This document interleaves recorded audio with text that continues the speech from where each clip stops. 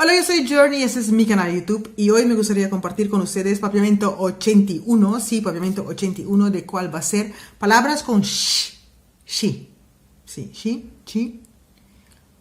chi, que termina con C-H-I, chi, pero que todo tiene un A y parecen mucho, como lachi, lachi, ¿sabes qué es lachi? Lachi en papiamento es un cajón, lachi. Pero lachi también puede ser, ¿cómo se llama? Esas cosas que tenemos en la cara cuando nos ponemos viejo. Ay, rimples en holandés, en español.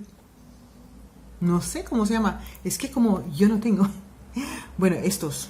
Kashi en papiamento. Kashi es armario. Sí, kashi, armario.